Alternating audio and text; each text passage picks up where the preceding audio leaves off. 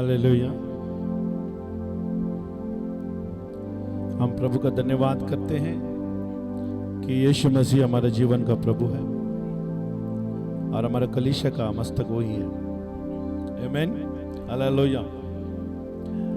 तो कुछ अनाउंसमेंट हम देख लेंगे। हर रविवार को यहाँ पर 10 बजे प्रार्थना होगी और हर बुधवार को 7 बजे यहाँ पर प्रार्थना होगी और हर एक को आना जरूरी है। ये रिक्वेस्ट नहीं है, ऑर्डर है, ये आदेश है।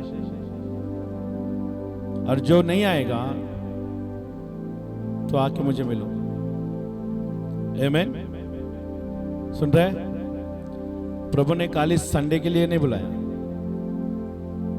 प्रभु के पीछे चलने के लिए बुलाया। आमीन। कल संडे को जीवित नहीं रहते हो तुम। आमीन। खाते हो ना रोज रोज मनपसंद का पका के खाते हो ना। इसके लिए रोज खाते हो, रोज उठते हो, रोज बैठते हो, तो परमेश्वर के भवन में भी आना बहुत जरूरी है। तो कलीसिया का नियम है, क्योंकि आप हमारे शरण में आए हैं। आमीन। सुनो ध्यान से यहाँ पर। आमीन। आप भी सुनो ध्यान से। आप हमारे शरण में आए। हमारे शरण का मतलब है कलीसिया की शरण में आए। अब परमेश्वर ने कलीसिया में एक अगुवा रखा है और लीडर को रखा है, वो उसका अधीनता में चलने वाले सुरक्षा पाते हैं। जैसे हम शुक्रवार को सिखा रहे थे, जो गुरुओं की आज्ञा पालन करता है वो मंजिल तक पहुंचता है, जो गुरुओं की आज्ञा पालन नहीं करता है वो विनाश की ओर जाता है। इसके लिए हर एक का जिंदगी में गुरु होना बहुत जरूरी है। 12 शिष्य लोगों के पास एक गुरु था। आमीन। 12 शिष्यों के पास एक गुरु था। इसके लिए वो लोग ने अच्छे मार्ग में चले और सारी दुनिया उसको आज सलाम करती है। किसको? 12 शिष्यों को। 12 शिष्यों को सलाम क्यों करती है? क्योंकि उसको अच्छा गुरु मिला और गुरु ने जो सिखलाया बतलाया उस मार्ग में लोग चले। आमीन। और आज वो अनपढ़ गवारे लोग थे, थोड़े बहुत लोग, उनको आज हम सलाम करते हैं। क्यों? क्योंकि वो गुरु की वजह से वो लोग सक्सेस हो गए। उसको अच्छा गुरु मिला, इसके लिए वो लोग सफलता पाए। और ये मत समझना कि कलीसिया में कोई नासमझ मूर्खों को परमेश्वर ने लीडर बना के रखा है। परमेश्वर हर एक कलीसिया को स्थापित करता है और जिसके द्वारा स्थापित करता है ना, वो उसकी खूबियों को रखता है उसके अंदर, उसके गुणों को रखता है उसके अंदर, और उसको अधिकार भी देता है तो कलीसिया के ऊपर न्याय कर सकता है। हेलो। इसके लिए आधीन होना बहुत जरूरी है। ये रिक्वेस्ट नहीं कर रहे हैं, हम आदेश दे रहे हैं। यहाँ पर रिक्वेस्ट का कोई जगह नहीं रहा। आमीन। इसके लिए बाइबल में लिखा है, बार बार डांटे जाने से हट करते हो तो हम नहीं मरने वाले, तुम मरने वाले हो। नष्ट का मतलब बोलो, नष्ट क्या? नष्ट का मतलब क्या है? नष्ट का मतलब ये है कि तुम्हारा कोई भी वजूद नहीं रहेगा, इवन फोटो में भी तो नहीं रहेगा। नष्ट का मतलब होता है, नष्ट मतलब पूरी तरह से मिट जाना। जाकर है ना डिक्शनरी में देखना नष्ट का मतलब क्या है।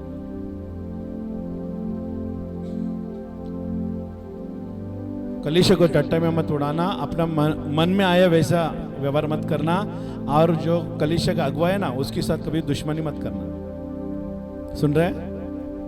क्योंकि उसका ताली से तुम खा रहे हो। आत्मिक भोजन है ना, उसका ताली से आता है। बाइबल भी आपके पास है, लेकिन फिर भी एक गुरु जरूरत है। अगर बाइबल आपके पास है तो प्रभु आपके साथ है, जाओ प्रभु के साथ चलो। घमंड किसके लिए कर रहे हो? किसकी ओर से घमंड कर रहे हो तुम? सिर्फ एक ही एक पृथ्वी में जगह है तुझे यीशु मिल सकता है, वो है कलीसिया।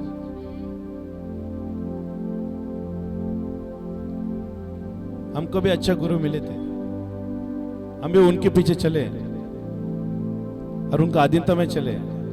इसके लिए परमेश्वर ने चाबी दी। जो भी तू पृथ्वी में बांधेगा वो स्वर्ग में बांधा जाएगा, और जो भी तू पृथ्वी में खोलेगा वो स्वर्ग में खोलेगा। और मैं तुझ पर अपना कलीसिया बांधूंगा, अधलों का पाटक प्रबल नहीं होगा। एक बात बताओ मुझे, कितने लोगों ने यहां पर दुष्ट आत्मा निकाला? कितने लोगों ने यहां पर दुष्ट आत्मा निकाला? यीशु के पर विश्वास करते हो ना? कितने लोगों ने तो दूसरे को दुष्ट आत्मा निकाला? मुझे बताओ। अरे खुद खड़ा नहीं रह सकते हो तो घमंड क्यों करते हो? खुद तो प्रभु के साथ चल नहीं सकते हो तो अपने आप पर घमंड क्यों करते हो? अरे लायक बन जाओ कि तुम परमेश्वर के राज्य में कुछ कर सकते हो, तब तो अब घमंड करें तो वो बात होती है। अगर दुष्टात्मा घर में आता है तो तुम दूसरे को बुलाते हो, खुद खड़ा नहीं रह पा रहे हो, एक दूसरे को दुष्टात्मा को निकाल नहीं सकते अपना घर से, अपना परेशानी को खुद बचा नहीं सकते हो, निकाल नहीं सकते हो।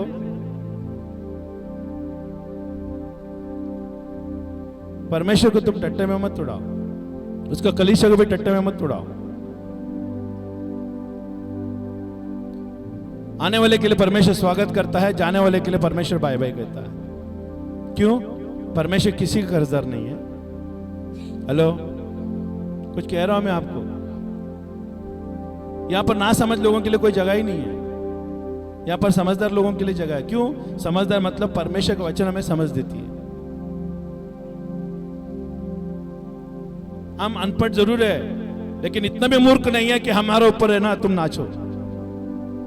आमीन। नाचने नहीं देंगे हम। ना अनपढ़ है, हम कमजोर है, हम दयालु है, कृपालु है, लेकिन इसका भावना नहीं कि हमारे ऊपर नाचने लगे। नहीं,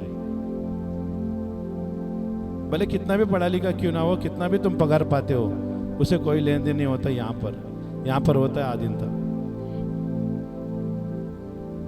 अगर आप आधीनता में नहीं चलोगे तो हम कुछ नहीं कर सकते। आमीन, हालेलुया।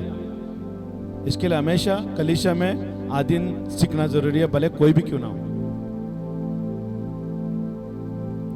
कितने लोगों को गुस्सा आता है? हाथ उठाओ ना, नॉर्मली उठाओ ना। मैं हाथ उठाता हूं, मुझे गुस्सा आता है। नहीं उठा रहे ना तो और भी गुस्सा आ रहा है, मतलब तो सच में गुस्सा करता है। उठाकर प्रमाण कर रहे हो ना, तो मैं छुटकारे के लिए मैं तैयार हूं, ये प्रमाण करते हो। लेकिन नहीं उठाने से हाथ भी तुम क्या कहते हो? मैं नहीं झुकने वाला। अगर आपको गुस्सा आ रहा है सच्चाई के बात को सुनकर, इसका मतलब तू शरीर में मरा नहीं, अभी भी तो जिंदा है। तेरा बपतिस्मा हुआ है, लेकिन बपतिस्मा मन से नहीं हुआ है। सुन रहे? बपतिस्मा हुआ है, लेकिन पूर्ण से मरा नहीं तुम। जो व्यक्ति यीशु के साथ क्रूस पर नहीं मरता, वो कभी भी उद्धार नहीं पा सकता। बपतिस्मा लेके क्या करेगा? अक्षर बनाएगा, नारे लगाएगा, मैं बपतिस्मा लिया है। बपतिस्मा का मतलब है मैं यीशु के साथ मारा गया हूं और नया जीवन में न पाकर मैं जी उठा हूं। यीशु के साथ मैं मुर्दों में से जी उठा। लेकिन जी उठने के बाद वो शरीर का सारे चीजें जो पाप की थे वो निकल जाए। कहां है वो निकला? अभी भी पड़ा हुआ है, अभी भी दुर्गंध आ रहा है उसमें। पानी के बपतिस्मा में कोई सोल्यूशन नहीं है आपके लिए। सोल्यूशन है आपका क्रिया, आपकी चाल चलन, आधीनता। आमीन, हालेलुया। एक बच्चा भी आपको रास्ता दिखा सकता है अगर उसका अधीन हो जाता है तो। समझ में आ रहा है? अगर समझो मैं एक गांव में गया, मेरे को फलाना व्यक्ति के घर में जाना है और वो गांव का बीच में उसका घर है, और मैंने रोड पे उतरा। अब मैं रोड पे उतर कर वहां पर एक बच्चा है, उसको मैंने पूछा, बेटा इधर आ। बोला हाँ अंकल। क्या बोला? बोलते ये नाम का व्यक्ति कहाँ रहता है? अच्छा वो अंकल, आओ मेरे साथ चलो, मेरे पीछे पीछे चलो, मैं लेके चलता हूं। क्या मैं उसके आगे जाएगा तो चलेगा? वो आगे जाएगा तो मेरे को बार बार पूछना पड़ेगा, अभी कैसा, कहाँ मुड़ूं, कहाँ मुड़ूं? बच्चा बोलता है अंकल एक काम करो, आप मेरे पीछे हो लो। समझ में आ रहा है कि दिमाग वाले को समझ में आता नहीं तो नहीं। वो बच्चा बोलता है मेरे पीछे हो लो। अरे शाना, ये बच्चा मेरे को शाना समझता। देख मतलब क्या है, उस समय के लिए वो बच्चा मेरे लिए मार्गदर्शक है, और मैं उसके पीछे पीछे चल रहा हूं, और गली गली में घूम घूम के लेके गया कि सीधा उसका अपने जो पहचान का घर है उनके घर में पहुंचा दिया। वो टाइम के लिए मेरे लिए क्या हो गया, वो मार्गदर्शक बन गया, मार्गदर्शन करने वाला बन गया। अभी मैं घमंड करके बैठूं वो बच्चा है उसको मैं ना मानूं,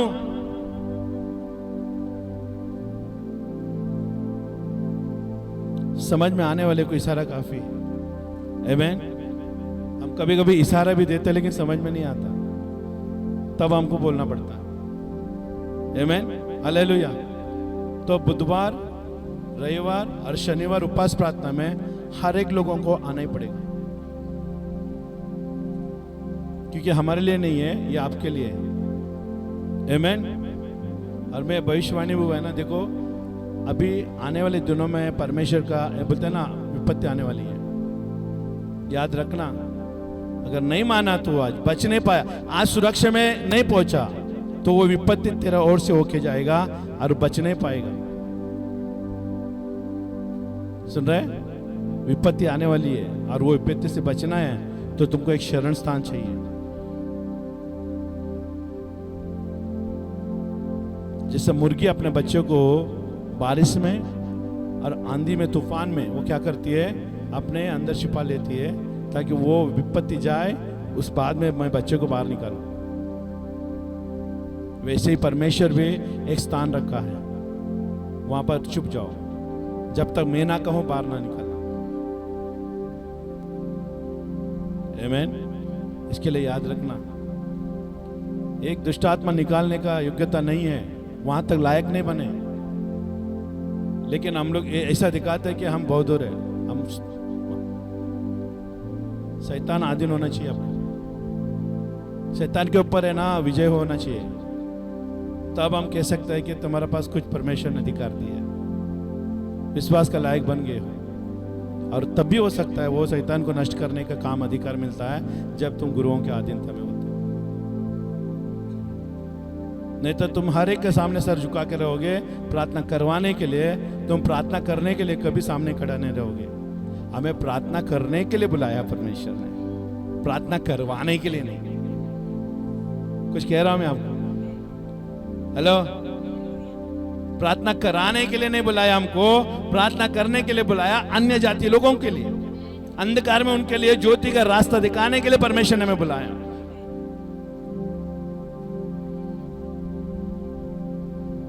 आमीन। इसके लिए जितना जल्दी तुम उठकर दूसरों को रास्ता दिखाने के लिए लायक बन जाते हो ना, उतना ही तुम बरकत में रहोगे, उतना ही समझ और बुद्धि ज्ञान से भरोगे। आमीन। और परमेश्वर हाथ लगाएगा, जाओ वहां पर, जाओ वहां पर, मार्गदर्शन करेगा यीशु मसीह। कुछ समझ में नहीं आया तो उनको कोई काम नहीं देता है, जिसके पास कुछ समझ होता है, कार्य करने का लायक होता है, उसको देता है। हालेलुया। इसके लिए हमेशा याद रखना। और आज के बाद हमारा कानून है, नियम है परमेश्वर का राज्य का, सभा का अधीन होना पड़ेगा। आमीन, हालेलुया। प्रभु का धन्यवाद। मैं विश्वास करता हूं आप सुनकर आमीन बोल रहे हैं। हालेलुया। आपका आमीन नहीं बोलने से भी कोई फर्क नहीं पड़ता, लेकिन मानना बहुत जरूरी है। जैसे यिर्मयाह प्रार्थना कर रहा था, है ना, कलीसिया के लिए कि क्या हो रहा था, अभी भी जो हो गया वो यिर्मयाह की किताब में लिखा है। लेकिन यहाँ पर परमेश्वर जो वो विलाप कर रहा था रोकर, तो परमेश्वर ने उसे क्या, अभी हमने वचन पढ़ा, परमेश्वर ने कहा कि मैं तुझे, है ना, तेरे सामने तुझे पीतल की दृढ़ शूरपणखा बनाऊं। लेकिन कब, परमेश्वर कब बनाएगा? देखो यहाँ पर कहता है, हे यहोवा तू जानता है, मुझे स्मरण कर और मेरी सुधि लेकर मेरे सताने वालों से मेरा पलटा ले। तू धीरज के साथ क्रोध करने वाला, और इसलिए मुझे न उठा। देखो यिर्मयाह कहते हैं, वो उसके लिए, खुद के लिए नहीं कह रहा है। यिर्मयाह को क्या पता, क्या जरूरत है कि वो अपने लिए उठा है। ये इज़राइल के लिए रो रहा था और वो अपने ऊपर लेकर प्रार्थना कर रहा है। आमीन। और कहते हैं मुझे मत उठा। आमीन। मैं और तेरी ही निमित्त मेरी नामधराई हुई। देखो यिर्मयाह क्या बता रहा है कि परमेश्वर तेरी द्वारा, लोग क्या बोल रहे हैं, किधर है इनका परमेश्वर, है ना। आज भी इतना सब हो गया, बहुत लोगों ने बोला किधर है इनका परमेश्वर, लेकिन अभी भी परमेश्वर है। और अभी जो कलीसिया खुली है वो परमेश्वर के धर्मी लोगों के द्वारा ही खुली है। आमेन। और परमेश्वर क्या कह रहा है ना, कि जब तेरे वचन, यिर्मयाह क्या कहते हैं, जब तेरे वचन मेरे पास पहुंचे तब मैंने उन्हें मानो खा लिया और तेरे वचन मेरे मन में हर्ष और आनंद का कारण हुए, क्योंकि हे सेनाओं के यहोवा, कि परमेश्वर यहोवा मैं तेरा कहलाता हूँ। देखो अभी वचन पास्टर ने आपको कहा है ना, ये क्या किया, चेतावनी दी। अभी ये वचन लिया, पेट में कड़वा लग रहा है, दवा हमेशा कड़वा ही रहता है, अंदर जाने के बाद उसका असर होता है ना। ये कड़वा है लेकिन बाद में उसका असर अच्छा होने लगा। आमीन। कलीस है ना, जब कॉलेज में या स्कूल में आपको कोई डिसिप्लिन डालता है तो सर को बोल सकते हैं, टीचर को बोल सकते हैं, हम ये आज्ञा नहीं पालन करेंगे। अरे अगर वो सर का तुम आज्ञा पालन कर सकते हो, जो तुम्हें सर्टिफिकेट देने वाला है संसार का, वो आत्मिक सर्टिफिकेट देने वाला परमेश्वर तुम्हें चेतावनी दे रहा है, उसका तुम पालन नहीं कर रहे। 26 जुलाई को जब बारिश है ना, ऐलान किया सब बाढ़ आने वाली है, तो सब अलर्ट हो गए, सब इधर उधर भागने लगे। अभी आत्मिक ऐलान हो रहा है, विपत्ति आने वाली है, तब क्या करोगे? अरे शारीरिक विपत्ति से तो बच सकते हो, लेकिन आत्मिक विपत्ति से नहीं। आमीन। क्योंकि उसको कोई नहीं रोक सकता है। बाढ़ को भले कुछ कुछ करके उसको थम सकता है, लेकिन जब परमेश्वर ऐसी बाढ़ लाएगा ना, ऐसी विपत्ति, अभी हमने देखा विपत्ति कैसी थी, आमीन, उसके बढ़कर आएगी तो क्या करेंगे? उससे बचने के लिए परमेश्वर कह रहा है, आमीन, कि विपत्ति से बचने के लिए उसकी उपस्थिति में रहो। आमीन। कितने के अंदर यीशु का शरीर, यीशु का लहू है? यीशु का लहू कितने के अंदर है? लहू है। यीशु का लहू क्या करता है पता है? सदा प्रभु के उपस्थिति में रखता है। हम ये कलीसिया क्या है, देह का सेलिब्रेट करते हैं ना, तो क्या आपके अंदर देह है? आपने आप यीशु का लहू है कहते हो, तो यीशु का लहू उसके उपस्थिति में रहता है, बाहर नहीं जाता। बाहर जाएगा तो उसका उपस्थिति लेकर जाएगा। आमीन। आप कैसे बोल सकते हो? कैसे रोज यीशु का लहू को तुम इस्तेमाल कर सकते हो? तुम उसको चोरी कर सकते हो? अरे उसके उपस्थिति में नहीं, तुमको हक नहीं उसका लेने का। उसका उपस्थिति में उसको ये अधिकार मिलेगा। उसका देह तुमने लिया है तो उसका अधिकार मिलेगा। ये परमेश्वर का चेतावनी है। प्रभु कहता है ऐसे करने के बाद देखो परमेश्वर क्या कहता है। आमीन। सेनाओं का यहोवा यों कहता है ना, तेरी छाया मुझ पर हुई, मैं मन बहला। देखो अभी यिर्मयाह क्या कह रहा है, परमेश्वर तेरी दया मुझ पर हुई, मैं मन बहलाने वालों के बीच में बैठकर प्रसन्न नहीं हुआ। 8 दिन में आपने क्या किया? परमेश्वर की उपस्थिति में रहे। या यहाँ पर लिखा है, मैं मन बहलाने वाले के बीच में, मनुष्य के बीच में प्रसन्न करते नहीं रहा। 8 दिन में आपने नहीं किया? क्या प्रभु को प्रसन्न किया आपने? रोज प्रसन्न किया? देखो, और तेरा हाथ, आमीन, उनके बीच में बैठकर प्रसन्न नहीं हुआ। तेरे हाथ के दबाव से, जिसके अंदर परमेश्वर का डर रहता है ना, वो दबाव में रहेगा। आमीन। क्या कह रहा है? तेरे हाथ के दबाव के डर से मैं अकेला बैठा, क्योंकि तूने मुझे क्रोध से भर दिया था। तेरी पीड़ा क्यों लगातार बनी रहती है? मेरी चोट की कोई औषध नहीं। क्या तू सचमुच मेरे लिए धोखा देने वाली नदी और सूखने वाला जल के समान होगा। जिसके अंदर परमेश्वर का भय रहता है ना, वो दबाव में रहेगा। नहीं, मैं किसी के बीच में नहीं बैठ सकता, मैं प्रभु के उपस्थिति को छोड़कर मैं घर में नहीं बैठ सकता। मैं किसी भी तरह, चाहे कुछ भी हो, मैं जाकर प्रभु की उपस्थिति में बैठूं, क्योंकि उसी में मुझे सुरक्षा है। अगर उसका लहू मैं रोज हम रोज इस्तेमाल करते हैं ना, प्रभु तेरा लहू से मुझे छुपाओ। प्रभु कहते हैं तुम्हें किसने अधिकार दिया, तुम मेरे उपस्थिति में हो, मेरा देह में लेते हो। आमीन। परमेश्वर का आज्ञा का पालन करो। अगर गवर्नमेंट का कानून को तुम पालन कर सकते हो, जो दिखता है, जो नहीं दिखता है, वो परमेश्वर तुम्हारे आत्मा का सुरक्षा करने वाला परमेश्वर है। उसकी कितना तुमने अधीनता होना चाहिए। आमीन। तुम बारिश का बहाना नहीं दे सकते। अरे बारिश है तो तुम काम पर नहीं जा रहे हो, खाना नहीं खा रहे हो, कहो मुझे, थोड़ा भी बाहर नहीं जा रहे हो। अरे बहाना देने के लिए परमेश्वर कहता है मैं जानता हूं तेरे मन में क्या है। आमीन। तू बोलने से पहले मैं जानता हूं। आमीन। इसलिए परमेश्वर को ठट्टों में मत उड़ा। आमीन। परमेश्वर हमारे सोचने से पहले जानता है, हम यहाँ आने से पहले जानता है। आमीन। इसलिए परमेश्वर को मूर्ख मत बनाओ। आमीन। उसकी मूर्खता हमारे लिए बुद्धिमान है। आमीन। प्रभु की स्तुति। हालेलुया। हम वचन में जाएंगे। आज हम देखेंगे 7 कदम हमारे उद्धार को बचाने के लिए। आमीन। 7 कदम हमारे उद्धार को बचाने के लिए। कितने लोगों का उद्धार हुआ है? हाथ उठा। उद्धार नहीं हुआ तो हाथ नहीं उठाओगे, उद्धार हुआ तो हाथ उठाओगे। सुन रहे हैं? हालेलुया। उद्धार, जिसको उद्धार हुआ है वो अनुभूति उसको होती है, उसको खुद को मालूम पड़ता है कि मेरा उद्धार हुआ है।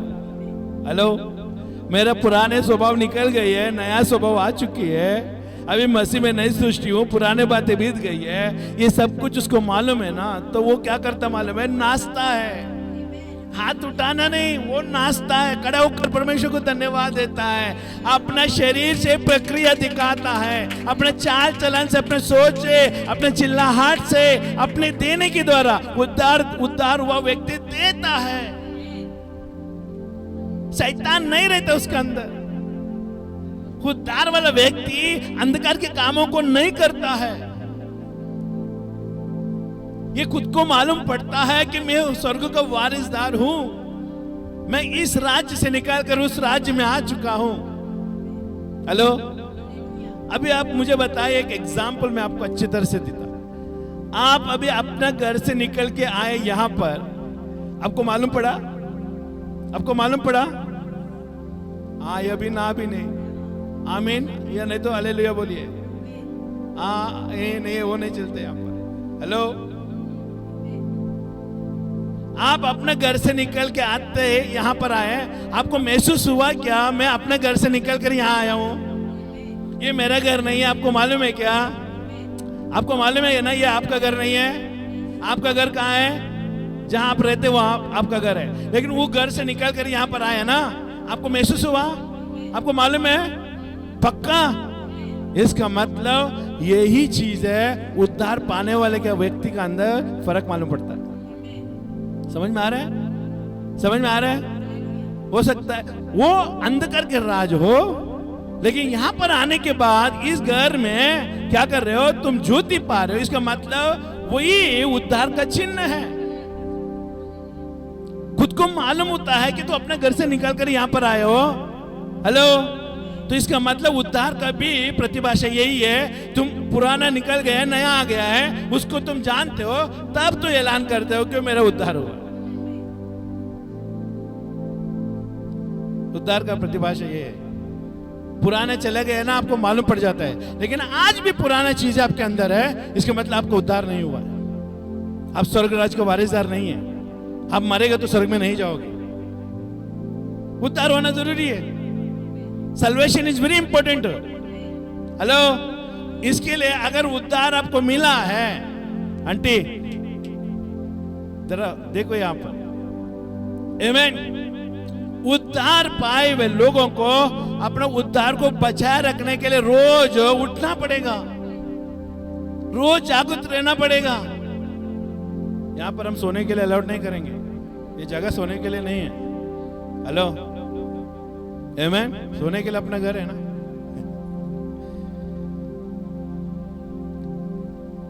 आमीन। और उद्धार पाने के लिए क्या करना पड़ेगा?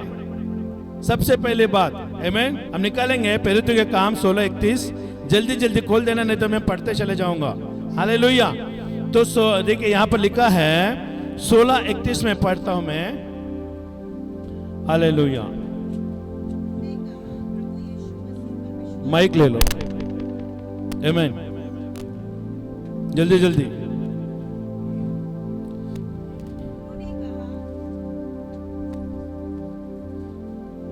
उन्होंने कहा, प्रभु यीशु पर विश्वास कर तो तू और तेरा घराना उद्धार पाएगा। हालेलुया। तो उद्धार पाने के लिए क्या करना चाहिए? यीशु मसीह तुम्हारा अंदर होना जरूरी है। और यीशु मसीह जिसका अंदर होता है उसकी लालसा क्या होना चाहिए? यीशु मसीह तुम्हारा अंदर आ गया है तो उसका लालसा क्या है? उसका अभिलाषा क्या है? अरे यीशु मसीह आपका अंदर आ गया है तो उसका लालसा क्या है? यीशु मसीह का इच्छा क्या है?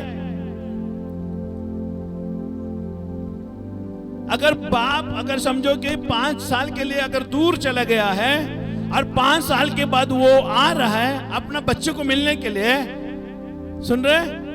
हेलो, तो बच्चा क्या समझता है, क्या इच्छा रखता है? अभी मेरा बाप कभी ना जाए, मेरा पास ही रहे। समझ में आ रहा है?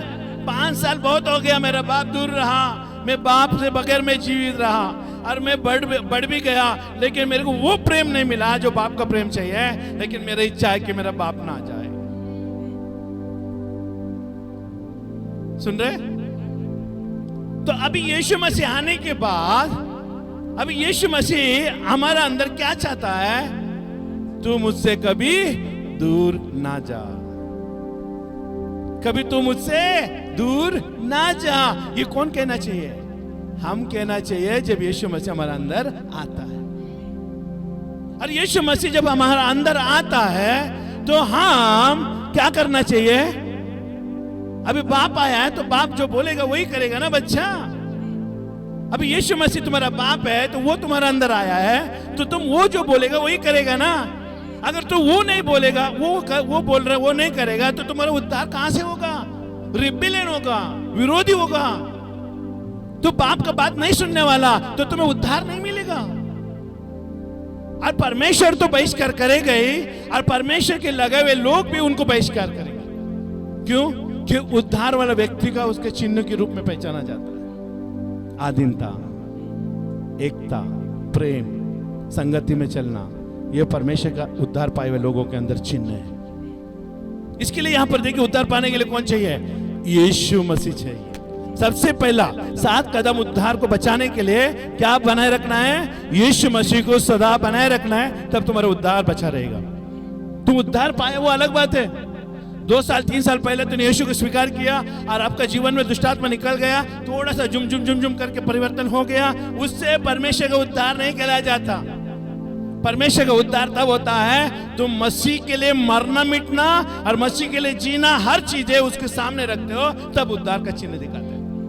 भले तू मुझे क्रूस में मार दे या मुझे काट भी दे, लेकिन फिर भी मैं यीशु को इनकार नहीं करूंगा, मैं यीशु को नकार नहीं करूंगा। यह सच्चा उद्धार का चिन्ह है। इसके लिए शिष्य लोग अपने आप को काटवाया, अपने आप को क्रूस पर चढ़वाया, अपने आप को आग में लगवाया, क्योंकि यीशु को ना करने के लिए। सुन रहे? यीशु मसीह को हमेशा वो लोगों ने स्वीकार किया।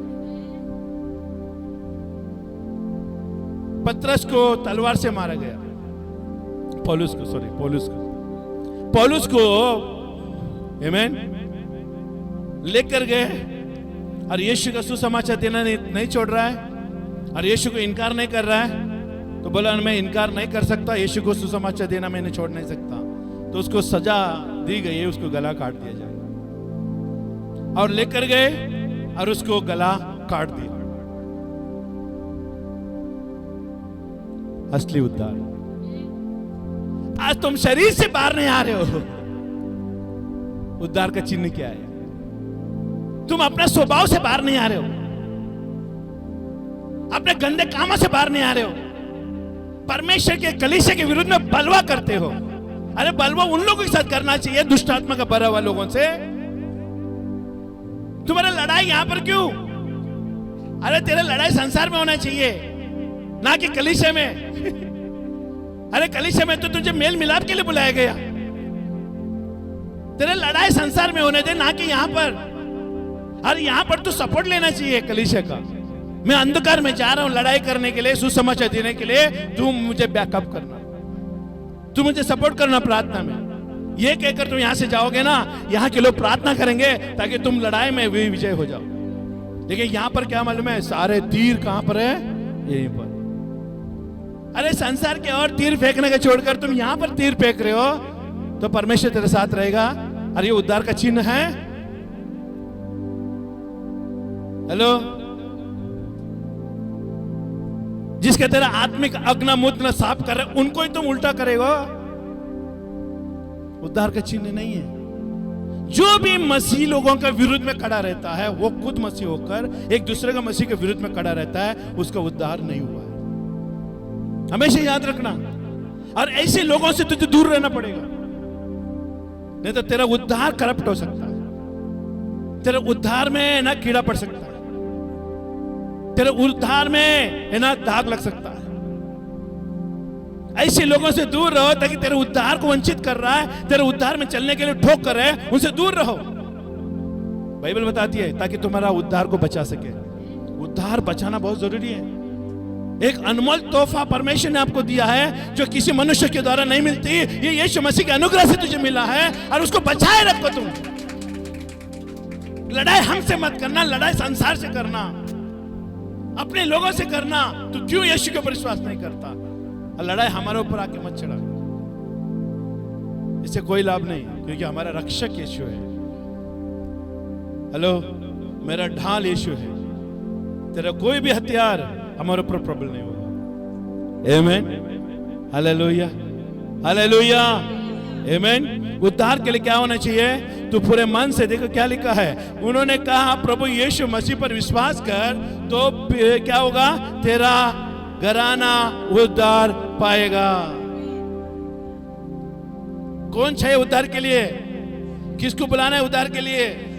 हेलो, यीशु मसीह को उद्धार के लिए बुलाना चाहिए। यीशु मसीह को बुलाओगे तो यीशु मसीह तुझे उद्धार देगा, और उद्धार ऐसा देगा फिर संसार में तू कभी नहीं जाएगा, और संसार की सोच तू कलीसिया में लेकर नहीं आएगा।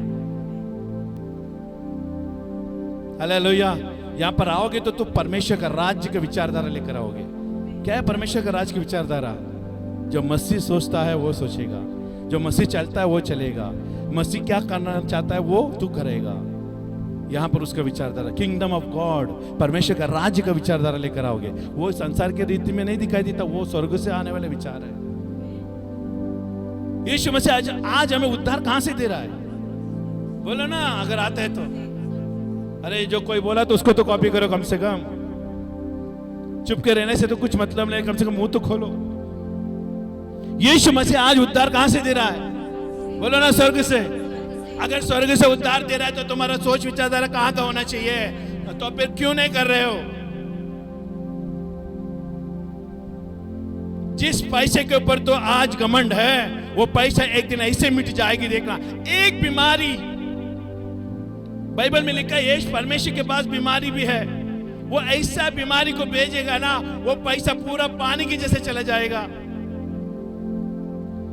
मैं आपको चेतावनी दे रहा हूं, घमंड करे तो मसीह में घमंड करोगे, मैं प्रभु यीशु मसीह का बेटा हूं। लेकिन बाकी और कोई घमंड अंदर नहीं होना चाहिए, क्योंकि जो चीजों के ऊपर तो विश्वास रखा है, जो चीज के ऊपर तो घमंड करके आज उपल रहे हो ना, वो चीजें एक दिन परमेश्वर मिटा देगा। क्योंकि बाइबल बताती है घमंडियों का सामना करता है, हम नम्र लोगों को उठाता है। हालेलुया। यीशु मसीह बहुत जरूरत है। उद्धार को बचाए रखने के लिए। यीशु मसीह वन टाइम इन्वेस्टमेंट नहीं है। यीशु मसीह रोजमर्रा के जीवन में हमारा पास आना चाहिए, रोज हमारा जीवन में रहना चाहिए। प्रभु आज तू मेरे पास नहीं आएगा तो मैं आगे नहीं जा पाऊंगा। उद्धार के लिए यीशु मसीह होना जरूरी है हमेशा, जब तक मैं स्वर्ग ना पहुंच जाऊं। जब तक मैं स्वर्ग में नहीं पहुंचू, स्वर्ग के दरवाजे में मैं प्रवेश ना कर लूं, तब तक हम पराये देश में। कुछ सुन रहे क्या? जब तक हम स्वर्ग के दरवाजे पे नहीं गया, तब तक हम पराये देश में हैं। और हमें रोज यीशु मसीह की जरूरत है जब पराये देश में हम रहते हैं।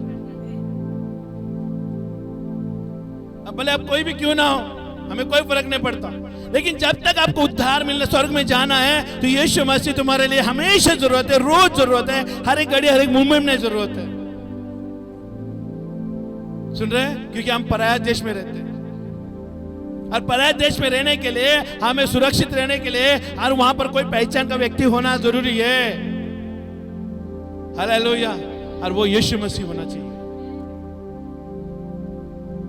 यीशु मसीह के बगैर तो उद्धार को बचा नहीं सकेगा, नहीं बचा पाएगा।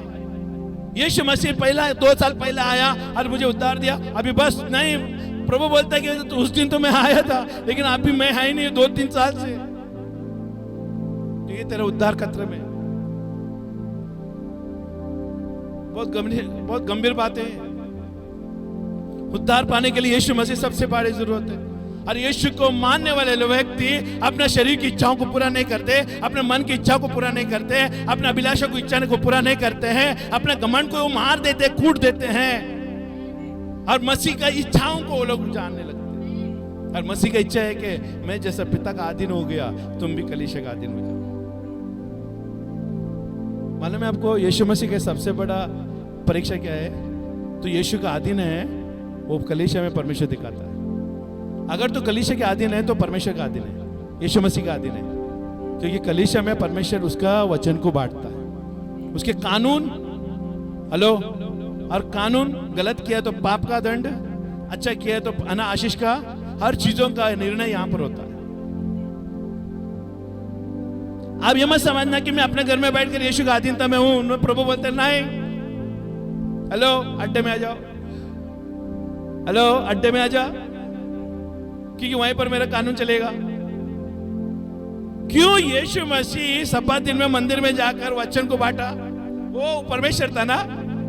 यीशु मसीह खुद वचन है, और वो मंदिर में जाकर सब्बात दिन में वचन को क्यों बांटा? क्या जरूरत है उसको पढ़ने के लिए? क्योंकि वहां पर सब्बात दिन में है, वो कलीसिया है। यीशु मसीह जब तक कलीसिया का आज्ञा का पालन किया, तो तुम कौन हो सकते हो आज्ञा ना पालन करने वाले? हेलो, परमेश्वर का पुत्र होने के बावजूद भी उसने आज्ञा पालन किया, मंदिर में जाकर परमेश्वर के नियम को पालन किया, और सब्बात दिन को माना, और उसको मौका मिला पढ़ने के लिए, उसने परमेश्वर ने यीशु मसीह पढ़ा।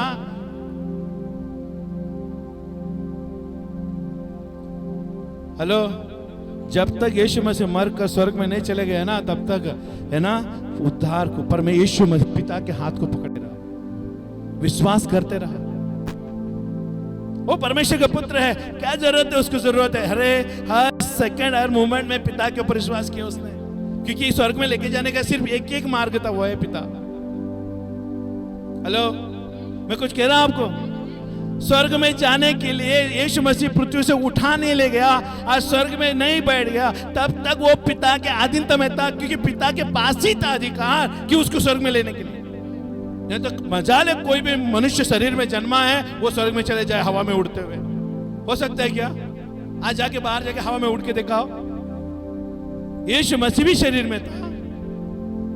हेलो, इवन मैं आपको बोलूं, मरने के बाद भी जब आत्मा बन जाते हो तुम, और आत्मा को उठाने के लिए भी हमें परमेश्वर की जरूरत है।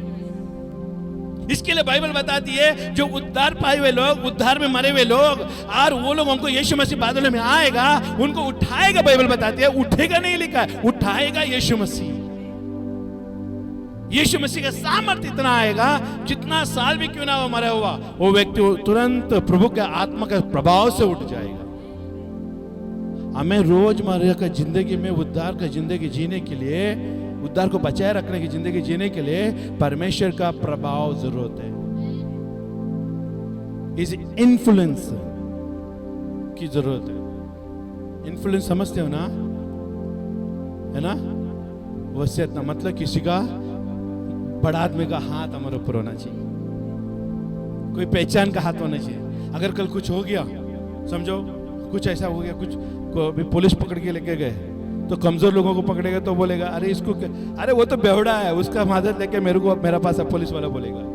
तो ऐसे पहचान के लोगों को ला जो कानून से भी थोड़ा मान्य रखता हो। इसके लिए बड़े लोगों के साथ पहचान रखना चाहिए। क्यों बड़े लोगों से पहचान रखना चाहिए? संकट के समय में उनका ताकत है, हमारे लिए काम आती है। समझ में आ रहा है? उसका ताकत है, हमारे लिए काम आता है। वैसे ही स्वर्ग में जाने के लिए, उद्धार पाने के लिए, उद्धार को बचाए रखने के लिए परमेश्वर की सामर्थ की जरूरत है, उसकी इन्फ्लुएंस की जरूरत है। अगर कलीसिया में अगर परमेश्वर का अगुवा आपके ऊपर नाराज है, तो ये मत समझना कि यीशु मसीह भी आपसे खुश है। नहीं खुश होगा। कैसे खुश होगा?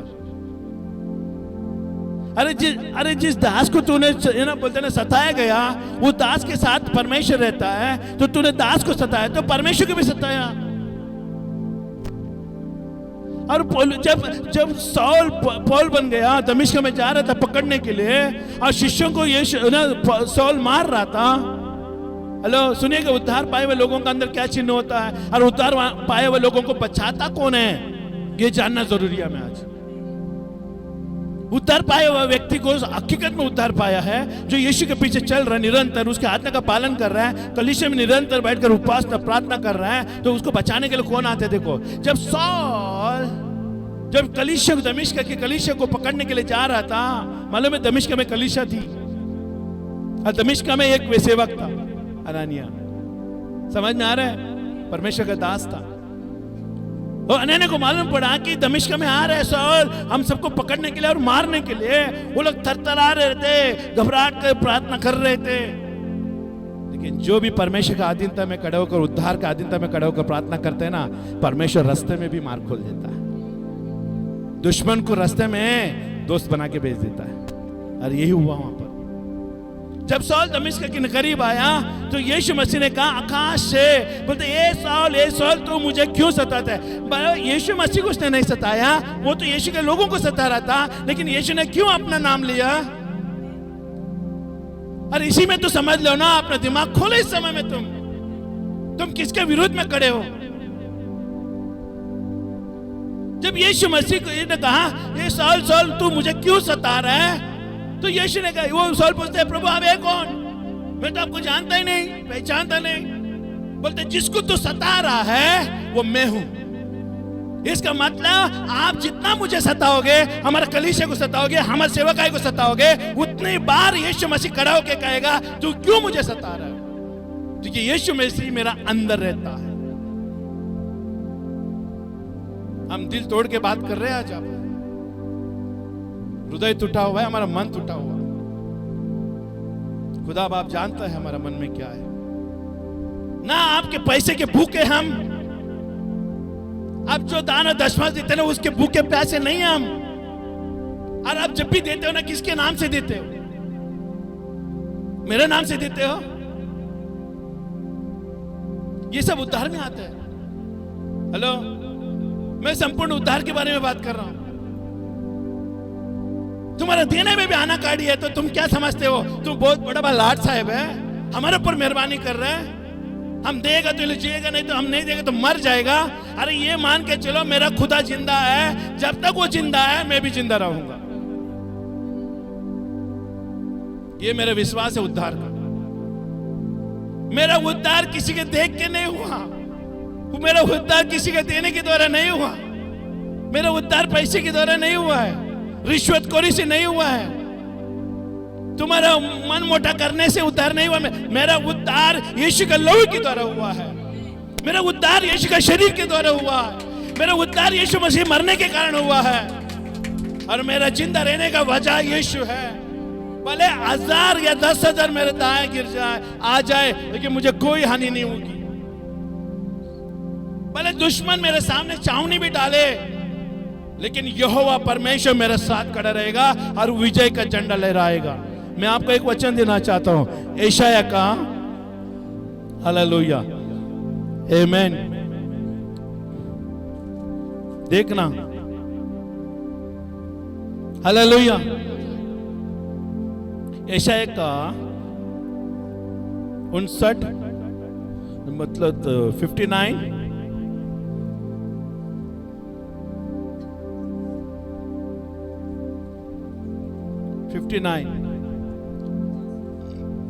तब 19 तब पश्चिम की और लोग यहोवा के नाम का और पूर्व की और उसकी महिमा का भय मानेंगे। क्योंकि आज मैं पढ़ रहा था तो परमेश्वर ने मुझे ये वचन दिया, बोलते तू मत डर, लोगों के बर्ताव से तू अपना स्वभाव मत बदल कर। परमेश्वर ने कहा लोगों के विचारधारा से तू वचन को मत बांट, तू मेरा वचन में खड़े होकर बांट, क्योंकि मेरा वचन तलवार है और जो हृदय को लेगा, हृदय में लेगा उसके लिए कार्य करेगा, और नहीं लेगा तो उसके लिए दंड होगा। आमीन। तब पश्चिम के और लोग यहोवा के नाम का और पूर्व के और उसकी महिमा का भय मानेंगे, क्योंकि जब शत्रु महानंद के समान चढ़ाई करेगा मुझ पर, मेरे परिवार के ऊपर, हमारा सेवक का ऊपर, एक कलीसिया के विरुद्ध में जितने भी लोग, भले अपने हो या पराया कोई भी क्यों ना हो, यीशु ने कहा जो हमारा साथ नहीं है वो हमारा विरोधी है। He who not belongs to us is my enemy, Bible says. अगर आप हमारा साथ नहीं है तो तुम हमारा दुश्मन हो। हेलो, समझ में आ रहा है? तुम हमारा साथ सहभागिता नहीं रखते हो कलीसिया को बढ़ाने के लिए, और कलीसिया में प्रभु जीवित है उसका नाम को महिमा करने के लिए तू हमारे साथ हाथ नहीं मिलाते हो, तो तुम मेरा दुश्मन हो। सुन रहे? क्योंकि यीशु ने खुद कहा है जो हमारा साथ नहीं है वो हमारा विरोधी है, और विरोधी के साथ कैसा बर्ताव करना चाहिए? दूर, सीमा से बाहर, ताकि उसकी कड़वाहट तेरा अंदर ना आए। मालूम है ना, थोड़ा सा कमीर पूरा आटे को कमीर कर देती है, थोड़ा सा पाप पूरा कलीसिया को पाप कराती है। इसके लिए थोड़ा सा कमीर जब ये आता है उसको क्या करो, काट दो, ताकि पूरा गेहूं खराब होने से अच्छा, आटा खराब होने से अच्छा उसको फेंक दो। देखो यहां पर क्या लिखा है, चारों दिशाओं से लोग आएंगे यहोवा के नाम और पूर्व के और उसकी महिमा का भय मानेंगे, क्योंकि जब शत्रु महानंद के समान चढ़ाई करेगा तब यहोवा का आत्मा जो मेरा अंदर बसा है, परमेश्वर के जो आत्मा, जो पवित्र आत्मा जो मेरा अंदर बसा है, उसका विरुद्ध झंडा खड़ा करेगा। विरुद्ध में झंडा खड़ा करेगा। क्या झंडा खड़ा करेगा? ए खबरदार, यहां पर आए तो यहां पर सेनाओं का यहोवा यहां पर खड़ा है। आग भी उठाएगा ना तो परमेश्वर चाली झंडा। आप मुझे बताओ, परमेश्वर युद्ध नहीं लड़ता, वो काली झंडा दिखाता है, शत्रु तितर बितर हो जाता है। काली यीशु मसीह झंडा लहराता है बस। यीशु मसीह काली झंडा लहराने से दुश्मन डर जाता है, क्योंकि वो झंडे का पहचान है। ये कोई साधारण झंडा नहीं लहराया है, इस झंडे के अंदर सामर्थ्य है। हालेलुया। तब यहोवा का आत्मा उसके विरुद्ध झंडा खड़ा करेगा।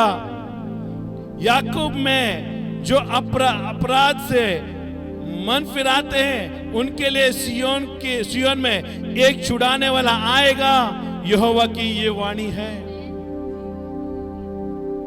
समझ में आ रहा है? तुम्हारा उद्धार को बचाओ, जाकर सबसे पहला मूर्खता का काम बंद करो, अपना उद्धार को बचाने के लिए अपने आप को बनाओ, क्योंकि उद्धार तुम्हारा नुकसान हो रहा है।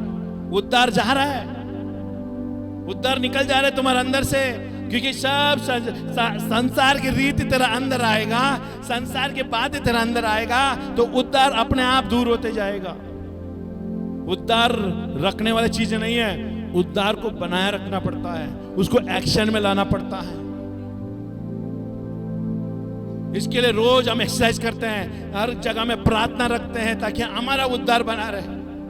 आपका मुझे नहीं मालूम, लेकिन हमारा उद्धार बना रहे, हम प्रभु के वचन में बना रहे। इसके लिए हमारे घर कलीसिया में जाकर परमेश्वर का वचन बांटते हैं ताकि हम अलर्ट में रहे। हालेलुया। अगर आप बोल देंगे आज उनका घर में प्रार्थना है, अरे उसके घर में प्रार्थना, हम क्यों जाने का? अरे तुमको जाने का क्या, तेरा उद्धार बचाने के लिए आने का। नहीं तो एक समय आएगा ना, भीख मांगोगे, उद्धार नहीं मिलेगा।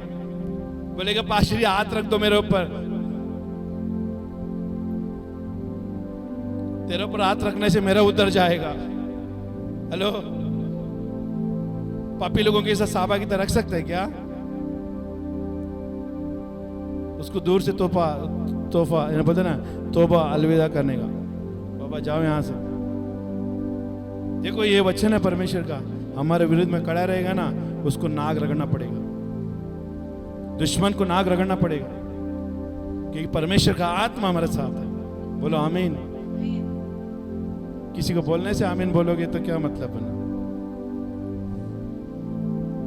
उद्धार इंपॉर्टेंट है, उद्धार को बचाए रखो, ये बहुत गंभीर है।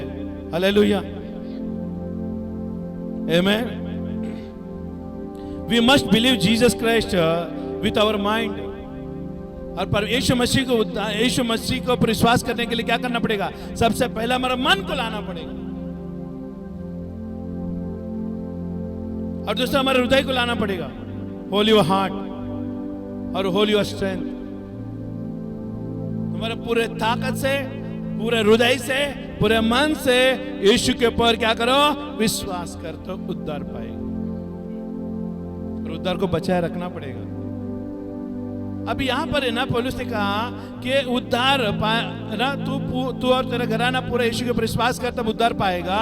तो इसका मतलब ये नहीं कि यीशु मसीह वहां पर आया, लेकिन उसको यीशु को बनाए रखने के लिए निरंतर उसके उद्धार के ऊपर काम करना पड़ेगा। आमीन, हालेलुया। ये बहुत जरूरत है। प्रेरितों के काम 13 का देखो, 13 का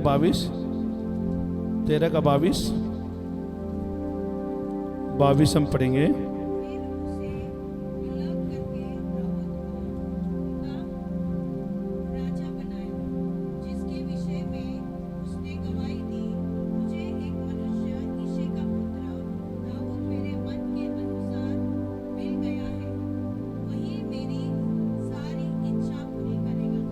हालेलुया, आमीन।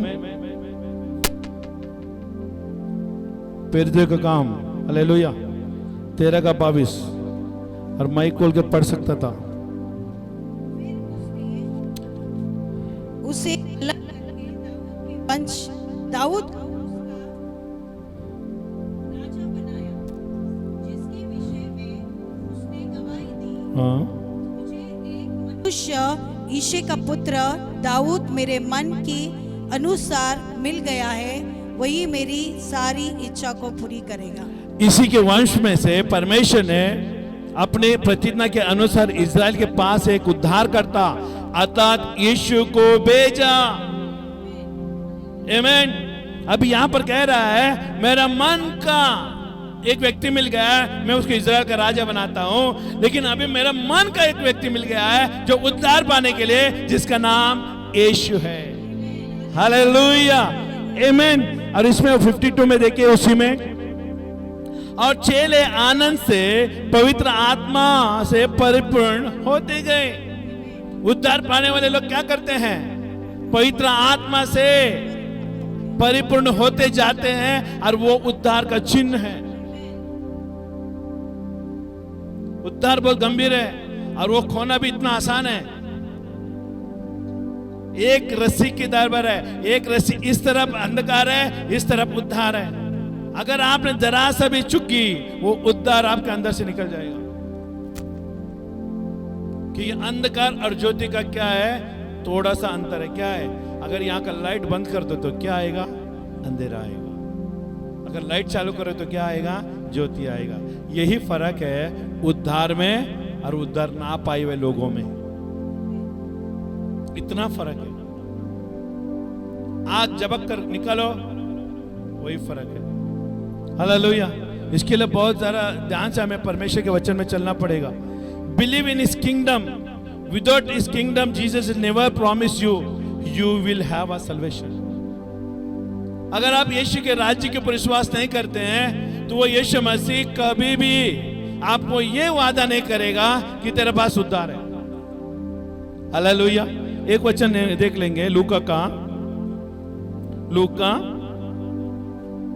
Thank you Jesus, Luka 12,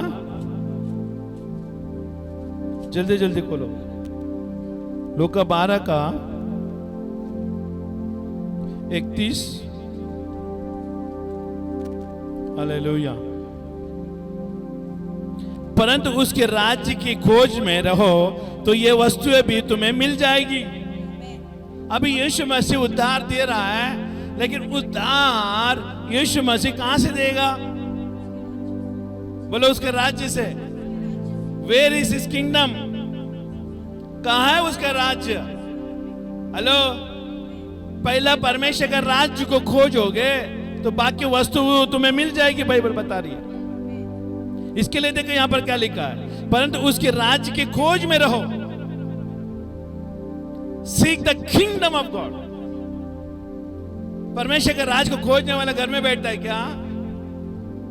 hello, हाजिरी लगाने आता है क्या? वो अपना उद्धार के प्रति कार्य करता है। उसने अगर ट्यूशन में एडमिशन लिया है, वो घर में बैठ के ट्यूशन पढ़ेगा तो वहां पर फीस भरा है, वो किसके लिए है? हेलो, उद्धार हमारे एडमिशन है। उद्धार हमारे एडमिशन है। यीशु मसीह ने हमें उद्धार दिया ना, वो एडमिशन है। और हमें उद्धार के बाद हमें सीखना पड़ेगा उसके राज में पहुंचने का कैसे रास्ता है, कौन से रास्ता है। यीशु मिल गया बस घर में बैठे रहो, नहीं हो पाएगा। ट्यूशन नहीं होगा। बोलेगा आपका बेटा ट्यूशन में नहीं आ रहा, फीस तो अपने भरा है, सब कुछ भरा, घर में बैठा है, क्या करेगा? वो पास नहीं होगा, वो फेल हो जाएगा। और वैसे ही आत्मिक राज्य में भी जब उद्धार पाया है और उस उद्धार को बनाने के लिए उसके भवन में नहीं आओगे, ये हमारे लिए नहीं बुला रहे हम आपको। अरे तुम आओ नहीं आओ, हमको कोई फर्क नहीं पड़ता। Hello, it doesn't matter you come या नॉट। एक परिवार को हमने बोला आप आओ नहीं आओ हमको कोई फर्क नहीं पड़ता। हेलो, कि फर्क तुमको ही पड़ने वाली है। आओ नहीं आओ कोई फर्क नहीं पड़ता हमारे लिए। हमारा अंदर परमेश्वर ने ये कार्य दिया है, हर एक को चेतावनी दे उसके भवन में आने की। हमको परमेश्वर ना पूछे कि तूने क्यों चेतावनी नहीं दी, क्यों ने सावधान नहीं दिया, सावधान क्यों नहीं किया उनको, मेरे बातों के ऊपर क्यों उनको आगाह नहीं किया। आमीन। नहीं तो उसका दंड हमारा ऊपर रहेगा। आंटी जी, हेलो, आंख बंद करके कोई नहीं सुनता जब जिंदा व्यक्ति खड़ा है यहां पर। गंभीरता की सीरियसली मैटर है। मैं आज भी देख रहा हूं कलीसिया में खूब सारे लोगों का उद्धार नहीं है, उद्धार नहीं है। और अगर तुमको उद्धार मिला करके ये नारे लगा रहे हो ना, यीशु मसीह मेरे घर का प्रभु है, मेरा घर का प्रभु है, यीशु मसीह कब का चले गया है। आप थोड़े हिला के देखो, पवित्र आत्मा है क्या आपके अंदर? पवित्र आत्मा रहता है ना तो वो बात करता है। कौन सी बाइबल में लिखा है, कौन सा वचन में लिखा है यीशु मसीह ने आपको मुर्दा आत्मा दिया है? कौन सी आत्मा आपका अंदर आया है जो आपसे बात नहीं करता? अरे यीशु मसीह ने पेंटिकोस्ट के दिन में वो जिंदा आत्मा भेजा, वो भी सामर्थ का आत्मा भेजा, और वो दिन भर रात बात करता है। वो आत्मा कभी नहीं मरता। और उस आत्मा का तुम मंदिर हो तो तुम कैसे मर रहे हो? जिसके अंदर पवित्र आत्मा नहीं है वही आत्मा में मरा हुआ है, और जिसके अंदर पवित्र आत्मा है वो कभी नहीं मरता। और एक बात याद रख लेना, तेरा गवाही ना है, गवाही नहीं हो रही है, तुम्हारे पास वचन नहीं है, इसका मतलब पवित्र आत्मा नहीं काम कर रहा। करंट सब आ रहा है लाइन में, सब करंट कनेक्शन देगा, वायरमैन को बुलाया, सब बुलाया, देखा भाई सब वायरिंग कनेक्शन सब बराबर है, लेकिन पता नहीं क्यों लाइट नहीं आ रहा। पवित्र आत्मा नाराज हो गया है, वो बोलना नहीं चाह रहा। सुन रहे? पवित्र आत्मा को दुखित करोगे, पवित्र आत्मा नहीं बात करेगा। और जिस दिन पवित्र आत्मा बात नहीं करेगा, उस दिन से तुम्हारा गिरना शुरू हो जाएगा।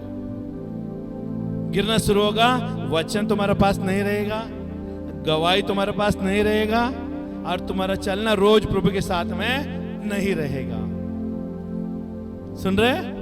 वो अभिषेक पहले जो था प्रभु यीशु मसीह का आत्मा आने के बाद मिला था, वो अभी धीरे धीरे कम होने लगा है। सुन रहे? हालेलुया। उद्धार को बचा के रखना पड़ेगा। और देखिए, परमेश्वर का राज्य के बगैर तुम उद्धार का तो चकना भी नहीं होगा। सुन रहे? अभी आपको आपके घर में आपका आदमी ने बोला 1 किलो पेड़ा लेकर आओ। कौन सा दुकान में जाते हो? तंबाकू की दुकान में? हेलो, कौन सा दुकान में जाओगे? मिठाई की दुकान में जाओगे ना? हेलो, समझ में आ रहा है? मिठाई की दुकान में ही मिठाई मिलती है। उद्धार भी वही चीज है। हालेलुया। यूहन्ना का 14 निकालो मत, मैं बोलना चाहता। यीशु ने कहा मैं जा रहा हूं। यीशु ने कहा मैं जा रहा हूं, तुम्हारे लिए मैं घर तैयार करूंगा। कौन सा घर तैयार? कहां पर? कौन सा राज्य में? स्वर्ग राज्य में। अब उद्धार पाना चाहते हो, उद्धार में रहना चाहते हो, तो स्वर्ग राज्य को मानना पड़ेगा। उद्धार का फाउंडेशन है, उद्धार का बुनियाद है परमेश्वर का राज्य। बोलो परमेश्वर का राज्य। देखो, देखिए उद्धार, उद्धार, बोले उद्धार, उद्धार का बुनियाद परमेश्वर का राज्य है। सुन रहे? हालेलुया। अभी आपको मैं कैसे समझाऊं मालूम नहीं। अगर ये मोबाइल है, अगर इसको हवा में मैं रख दूं तो हवा में रहेगा? इसको कोई सर चाहिए। अगर मैं पानी में डालूं तो डूब जाएगा, मिट्टी में डालूं, गीला मिट्टी में, तो डूब जाएगा। इसका मतलब उसको इस वजन को उठाने वाला, इसके वजन को उठाने वाला जगह चाहिए। सुन रहे? अगर इससे भी ज्यादा कमजोर जगह में रखूंगा तो क्या होगा? ये डूब जाएगा। तो आपका उद्धार को रखने के लिए मजबूत राज्य चाहिए। सुन रहे? उद्धार को रखने के लिए एक ऐसा जगह चाहिए, वो जगह शुद्ध हो, उस जगह को उसका लायक हो। इसके लिए जो भी उद्धार पाता है उसका राज्य में जुड़ा रहना पड़ेगा। अब बोलेंगे मेरे उसका राज्य में नहीं है, मैं अभी उद्धार को लेके चल रहा हूं, इसका मतलब वो हवा में उड़ रहा है, मतलब उसका अंदर स्तर नहीं है, मतलब वो किधर भी गिरेगा। कोई भी ऐसा मारेगा ना, वो उधर जाएगा, वो मारेगा उधर जाएगा, वो मारे, क्योंकि उसको स्थिर नहीं है, एक जगह में नहीं है। समझ में आ रहा है? परमेश्वर का राज्य उद्धार को रखने के लिए एक स्थिरता है, जगह है। समझ में आ रहा है? उद्धार को रखने के लिए उद्धार वजन है, उद्धार बहुत वजन है। यीशु का लहू वजन है, यीशु का शरीर वजन है, वो चंगाई वजन है। हालेलुया। उसने सारे श्राप को उठाया, वो वजन है। एक उद्धार है ना, भारी भरकम आशीष परमेश्वर ने हमें दिया है, लेकिन उसको रखने के लिए कोई और राज्य नहीं चलेगा। कौन सा राज्य चलेगा? स्वर्ग राज्य। और जिसने उद्धार भेजा है वो उसका ही राज देगा ना। हेलो, आप मुझे अनुमान लगाओ, आप घर में अलग अलग तरह का टाइल्स लगाया, वहां पर पैटर्न था, एक ही डिजाइन का पैटर्न डालने से लोगों को मालूम पड़ता है कि एक ही डिजाइन का पैटर्न का टाइल्स डाला है। अपने अलग अलग टाइल्स डाल के रखा है, तो लोग क्या बोलेगा मालूम है? बोलेगा नहीं, लेकिन देखेगा ये पागल तो नहीं है। क्यों? क्योंकि वहां पर कोई मैच नहीं हो रहा, वहां पर कोई मेल ही नहीं कर रहा, क्योंकि उसका कलर उसका कलर उसका कलर सब अलग अगड़म बगड़म है। तो मुझे बताओ, यीशु मसीह अगर आपको उद्धार देता है तो उसके राज्य को छोड़कर कोई और राज्य में रखेगा क्या? अल्लाह उसको भी तो मेल खाना चाहिए। इसके लिए यीशु मसीह जिसको भी उद्धार देता है और उद्धार को रखने के लिए उसका राज्य का ही आसरा देता है, क्योंकि उद्धार उसके राज्य से आया है। Salvation is come from his kingdom. परमेश्वर का राज्य, आमेन, हालेलुया, हमें मिला है। उद्धार को उसमें वहां रखना है, आमेन। इसके लिए बाइबल बताती है तो पवित्र आत्मा का मंदिर हो, और मंदिर कहां रहना चाहिए? चुने हुए लोगों के बीच में होना चाहिए, कलीसिया में होना चाहिए, जिसको नाम लेकर बुलाया और छुड़ाया है, अंधकार के राज्य से छुड़ाया है, वहां पर रहना चाहिए। लेकिन कहां घूम रहे हो? मार्केट में। absent is here, है ना, is absent here and present in the world. आत्मिक राज्य में गायब है और संसार में दिखाई दे रहा है। तो मतलब क्या बनेगा उसका? उसका मतलब उसका उद्धार मेल नहीं खाता, उसके उद्धार में जीवन नहीं है, उसका उद्धार में हर कुछ भरा हुआ है संसार का। उसको उद्धार नहीं कह सकते। शैतान भी उद्धार देता है, शैतान भी उद्धार देता है और यीशु मसीह भी उद्धार देता है। शैतान अनंत काल का नरक के लिए उद्धार देता है और यीशु मसीह अनंत काल का जीवन के लिए उद्धार देता है। शैतान का पास भी एक राज्य है और यीशु मसीह के पास भी एक राज्य है। सुन रहे? शैतान बोलता है मेरे राज्य में आ जाओ, सब कुछ मिलेगा। हाँ, आज कितने सारे मंदिरों में देखो, कितने करोड़ों करोड़ों पैसा है, और वो कलीसिया में क्यों नहीं है?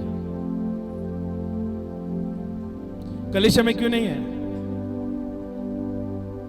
मैं जब ऑफरिंग आप देते हैं ना, मैं निकाल के देख रहा था, कोई 20 रुपए का ऐसा मोड़ ऐसा डाला है, खोलने के लिए मेरे को 2 मिनट लगता है उसको सीधा करने के लिए। और जो 10 रुपए दे रहे हो ना, 10-20 रुपए, आजकल वड़ा पाव भी नहीं मिलता। जाके देखो, वड़ा पाव 15 रुपए हो गए। मैंने नहीं खाया, लेकिन मैं देखा प्राइस।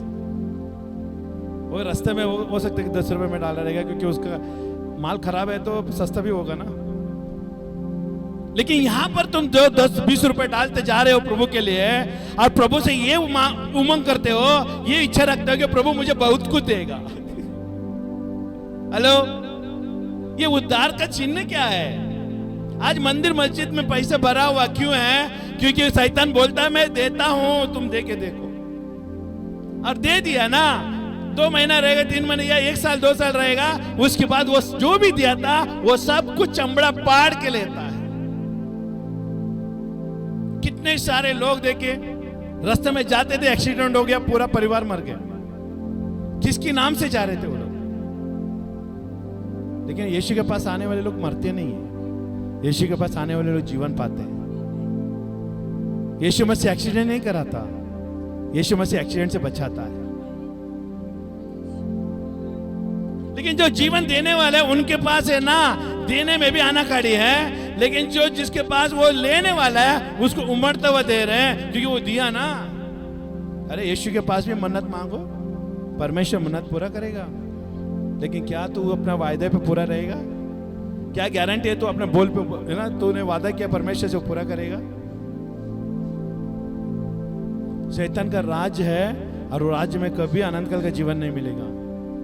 लेकिन यहाँ पर यीशु का राज्य है, लेकिन ये राज्य कभी खत्म नहीं होगा। ये अनंत काल का राज्य है स्वर्ग के लिए। ये जीवन और मृत्यु का दोनों का राज्य के बीच में है। और इसके लिए यीशु मसीह ने पहला तुझे अंधकार के राज्य में था, उसने चुन लिया ताकि ज्योति के राज्य में तुझे प्रवेश कराए, और वो भी उद्धार के माध्यम से। अब यीशु मसीह के राज्य में किस तरह से आए? सबसे पहला जगह क्या दिया परमेश्वर ने? सबसे पहला क्या दिया आपको? उद्धार। बोले उद्धार। यीशु के राज्य में आने के लिए सबसे पहला रास्ता क्या है? उद्धार। और जो व्यक्ति उद्धार नहीं पाता है ना, उसके राज्य में ज्यादा दिन बैठ नहीं सकता। क्यों? उसको उद्धार होना जरूरी है, और उद्धार पाने वाले लोग ही स्वर्ग राज्य में प्रवेश करेगा। नहीं तो बहुत सारे लोग हैं मालूम है, कलीसिया में आते हैं, बैठते हैं, जाते हैं, परिवर्तन कुछ नहीं होता। क्यों? क्योंकि वो लोग दरवाजे पे बैठे हैं। दरवाजे पे बैठने वाले लोगों को उद्धार नहीं मिलता। हेलो, परमेश्वर का राज्य में बैठना पड़ेगा। बोलो, राज्य में बैठना पड़ेगा। राज्य दरवाजे का अंदर है। हेलो, क्या आज एक प्रश्न हमारे अंदर उठ रहा है, क्या आप अंदर है या बाहर है? हमको बता के जाओ ताकि हम भी निर्णय करें। क्योंकि बाहर वाले के साथ बाहर वाले का व्यवहार करेंगे, अंदर वाले व्यक्ति को अंदर वाला के व्यवहार करेंगे। परमेश्वर भी यही तो करता है, अपने चुने हुए लोगों के साथ इस तरह से व्यवहार करता है, और ना चुने हुए लोगों के साथ वो उस तरह से व्यवहार करता है। ये पवित्र आत्मा का बोल है, आपको आज बता रहे हैं। ये पवित्र आत्मा कह रहा है कलीसिया को।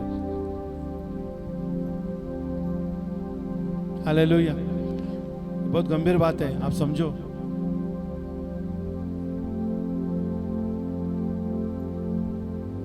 अगर आपको समझ में आया तो बोलिए हालेलुया। बस 10 लोगों में से 4 लोग बोला, बाकी के लोगों को समझ में नहीं आया। और जो समझ में नहीं आया ना, ये समझ लेना कहां बैठे हैं। सुन रहे? पुत्र अंदर जाता है, दास बाहर रहता है।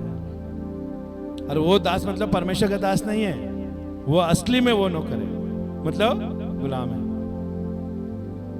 मालूम है ना तुमको? मालिक का बेटा, आमीन, और नौकर, ये दोनों का मेल नहीं होती। और यीशु मसीह ने नौकर से तुझे मालिक बनाने के लिए बुलाया, बेटा बनाने के लिए बुलाया। लेकिन अभी भी तुम्हारा स्वभाव अगर दास का है तो बेटे का पद तुम्हें कभी नहीं मिलेगा और उसके राज्य में कभी प्रवेश नहीं हो पाएगा। इसके लिए हमारा मानसिकता को बढ़ाना पड़ेगा, सोच को बढ़ाना पड़ेगा। तुम कहां पर हो? हालेलुया। क्या एक बार जोरदार ताली बजा सकते प्रभु के लिए? हालेलुया, आमीन। नहीं तो प्रभु यीशु मसीह बोलेगा तूने ताली नहीं बजवाया। हालेलुया, आमीन। हालेलुया, मैंने तुझे इतना प्रकाश दिया, तूने उसको ताली बजाने कभी नहीं कहा। प्रभु कहेगा अभी मेरा काम पूरा हो गया, ताली बज गए, प्रभु का धन्यवाद। हालेलुया। 2 चीजें, आज हम 7 कदमों में सिर्फ एक ही कदम, 2 कदम की ओर बढ़ गए। देखो कितना गंभीर है ये बातें समझने के लिए, टाइम लगता है। इसके लिए हमारे तरफ से ये प्रार्थना है, जाओ घर में, जो आपका खोया हुआ उद्धार है उसको बचाओ। अगर आप नहीं बचा पाओगे तो कोई भी दुनिया का ताकत है आपको उद्धार नहीं दिला सकता, नहीं दिला सकता। भले कितना भी कहीं भी तुम क्यों ना जाओ, कोई नहीं बचा सके। किसी का भी सिफारिश ले लो, बोलते मैं वो पास्टर को फोन करूंगा, ये पास्टर को फोन करूंगा, जब मेन दरवाजा ही बंद है। हेलो, और जिसके नाम से वो प्रार्थना करने वाले हैं वही दरवाजा बंद है, तो किससे कराओगे? समझ में आ रहा है? अभी यहाँ पर 5 परमेश्वर का दास है, उसको भी तूने बना के रखा है, इसको भी बना के रखा है, इसको भी तकलीफ में कभी कभी फोन कर लेता है, इसको भी पास्टर कैसे है, ठीक है भैया, हाँ भैया। अब इसको भी बोल रहा है, अरे अब कैसे हैं? अरे इसको भी, हाँ ठीक है भाई कैसे है? अरे 5 ये भी, अरे क्या फर्क पड़ता है, नहीं जाएगा तो कलीसिया में, ये है ना। अरे वो भी नहीं मिला तो क्या, ये है ना। अरे कशाला फिकर करायची, तो नहीं ये नहीं तो 5वां तो है। समझ में आ रहा है क्या मैं कुछ बोल रहा हूं आपको? लेकिन अभी ये सारे लोगों के पास तुम गया, अरे ये सारे लोग अगर प्रार्थना करने लगेगा, अगर तुम परमेश्वर से दुश्मन हो, हेलो, परमेश्वर का संबंधी तेरे साथ नहीं है, अरे इन लोगों का सहारा लेकर तो परमेश्वर से प्रार्थना कराने के लिए भी जा रहे हो, तो ये दरवाजा खुलना चाहिए ना बाबा। किसके लिए? इनके लिए प्रार्थना प्रभु दरवाजा खोलेगा, लेकिन वो प्रार्थना तेरे तक पहुंचने के लिए यीशु का दरवाजा तो तुम्हारे साथ खुलना चाहिए। किसी के सहारे से तुम उद्धार को बचा नहीं सकते हो जब तक तुम खुद उद्धार को बचा नहीं सकते। नहीं समझ में आया ना? किसी के सहारे से प्रार्थना करा के तुम बोलेगा प्रभु मेरे ऊपर अनुग्रह कर, कृपा कर करके प्रार्थना करो पास्टर जी, और वो बोला प्रभु अनुग्रह कृपा कर दया कर, और उसने प्रार्थना भी कर लिया, तो वो सारी प्रार्थना परमेश्वर ने जो भी किया उसको यीशु के नाम से वो पास्टर के ऊपर चले जाएगा। अनुग्रह कृपा दया सब कुछ है ना, वो पास्टर के ऊपर चले जाएगा, लेकिन तेरे ऊपर नहीं आएगा। क्यों नहीं आएगा मालूम है? क्योंकि यहाँ पर है ना 33 आंकड़ा बना हुआ है। कितना आंकड़ा? 33 आंकड़ा। किससे? परमेश्वर से। क्यों? तेरा उद्धार को तू बचा नहीं पा रहा। उद्धार बचाने के लिए हमें क्या करना पड़ेगा? पूरे मन से, पूरे दिल से, पूरे सामर्थ्य से यीशु के ऊपर विश्वास करना है, निरंतर विश्वास करना है। इनका दरवाजा बंद हो जाए चलेगा, ये लोग मिले या ना मिले चलेगा, लेकिन मुझे मेन दरवाजा चाहिए। मेन दरवाजा खुला होना चाहिए, और वो मेन दरवाजा खुला रखने के लिए मेरे उद्धार को बचाऊंगा। मालूम है आपका उद्धार और परमेश्वर का दरवाजा दोनों साथ में खुलता है। अगर यहां पर उद्धार कम हुआ, वहां पर दरवाजा धीरे धीरे बंद होगा। सुन रहे? आज जितना ज्यादा आप दूर जाओगे उतना ही दरवाजा अपने आप बंद होते जाएगा। फिर बाद में बोलेंगे प्रभु खोलो, प्रभु खोलो, प्रभु खोलो। प्रभु बोलता है उद्धार बचाओ। सुन रहे? पश्चाताप, मन फिराओ, ये होना बहुत जरूरी है। और विश्वास के बगैर वो दरवाजा खुलेगा नहीं। इसके लिए आज अपना उद्धार को बचाओ। कितने लोग समझ रहे? हालेलुया। क्या आप खड़े रह सकते हैं? Hallelujah, thank you Jesus. अगर आप अपना उद्धार को बचाने के लिए सामर्थ है, सक्षम है, आज परमेश्वर से प्रार्थना कर रहे हो, हमारा कर्तव्य है हमें प्रार्थना करना, और मैं प्रार्थना करूंगा और परमेश्वर आपसे बातें करें। पिता मैं धन्यवाद देता हूं यीशु के नाम में। यहाँ वे लोग जो ऑनलाइन में देख रहे हैं उन सब के लिए मैं धन्यवाद देता हूं, और जितना भी लोग तेरा वचन को सुनेंगे प्रभु, तेरा आज्ञा का पालन करेंगे, वो आपके उद्धार में बना रहेंगे। परमेश्वर मैं विश्वास करता हूं, मन फिरा पश्चाताप प्रभु करते हुए यीशु के पास आएंगे तो उद्धार मिलेगा। आज हम प्रार्थना करते यीशु के नाम में उनको उद्धार मिले। हम विश्वास करते प्रभु, उनको उद्धार को बचाए रखो प्रभु, बचाने के लिए अनुग्रह दो, उनको वो आवाज दो यीशु के नाम में। Thank you Lord, bless you Jesus. धन्यवाद प्रभु, धन्यवाद धन्यवाद। अपने हाथ उठाकर अगर आपके अंदर पश्चाताप है, ये अभी आपको नहीं समझ में आएगा क्योंकि संसार के ईश्वरत्व ने तेरे आंखों को पट्टी बांधा है, लेकिन ऐसा समय आएगा, उस समय में ये परमेश्वर को छोड़ कोई और बचा नहीं पाएगा। तेरा सारे शक्ति मिट जाएगी, तेरा सारा ज्ञान मिट जाएगी, कोई भी चीजें तेरे लिए काम ना आएगा। तब परमेश्वर तुझे याद दिलाएगा कि देख तेने उद्धार को खोने का कितना बड़ा गलत हुआ, तेरे उद्धार खोने का कितना बड़ा कार्य तूने किया है। अगर उद्धार तो बचा के रखती या बचा के रखता तो प्रभु तुझे तुरंत बचाने आता। और बाइबल कहती है तू मुझे पुकार, मैं तेरा सुनूंगा और मैं तुझे उत्तर दूंगा। पिता मैं प्रार्थना करता हूं तेरा आधीनता में आते प्रभु जी, हमारे उद्धार को बचाने के लिए प्रभु, हम उद्धार से वंचित हो चुके हैं प्रभु, हमने पाप किया। जैसे डैनियल ने कहा मेरे पूर्वजों ने पाप किया, अब पूर्वजों ने तेरा भलाई को नहीं माना, और वो लोग अपने मन में आए वही किया। लेकिन आज हम प्रार्थना करते यीशु, आज मैं नम्र होकर तीनों कर आता हूं, हमारा परिवार नम्र होकर तीनों कर आती है, हमारे उद्धार को बचाने के लिए एक मौका दे प्रभु। कोई तेरा अनुग्रह चाहिए प्रभु, तेरा लहू चाहिए प्रभु, तेरा छुटकारा चाहिए प्रभु, ताकि तेरे छुटकारे में ही हमारा भलाई है प्रभु। मैं धन्यवाद देता हूं, तेरा पवित्र हाथ हमारे ऊपर उठा और हमें अनुग्रह दे प्रभु, आशीर्वादित कर प्रभु, ताकि हमारे उद्धार को बचा सके। उद्धार के बिना तेरे राज्य में प्रवेश नहीं कर सकते, उद्धार के बिना तेरे राज्य में हम रह नहीं सकते। उद्धार है, इसके लिए आज हम जीवित है प्रभु। हम धन्यवाद देते हैं, तेरे नाम को मुझ उठाते हैं, यीशु के नाम से हम प्रार्थना करते हैं, आमीन। हालेलुया। हम एक गाना गाएंगे और परमेश्वर सभा को हम खत्म करेंगे। और शनिवार का खास प्रार्थना प्रार्थना, और सबने कलीसिया ने कर रहा है। बताया मैं इसका पढ़ रही थी, सुन रही थी। जो उपवास नहीं करता वो पीछे जाने का चिन्ह है, वो प्रभु से पीछे जाता है। जो कलीसिया के साथ उपवास नहीं कर रहा है वो अपना जीवन को संसार में खींच रहा है। आमीन। तो सबको वार्निंग है, उपवास सबको करना पड़ेगा, हमें आना पड़ेगा। आप पीछे जाने संसार में, तो आपके लिए परमेश्वर नहीं चाहता प्रचारक को, परमेश्वर ने सब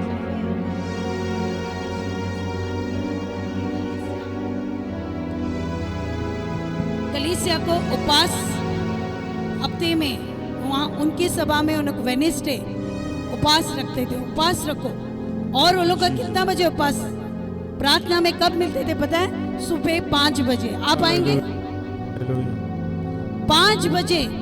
इवन वो पास्टर ने, है ना, वो मेंबर ने कहा, पास्टर ने कहा हम करेंगे। और वो पास्टर, उसका वाइफ उनके साथ हर बुधवार को 5 बजे मिलके वो लोग प्रार्थना करते थे, उपवास। आमीन।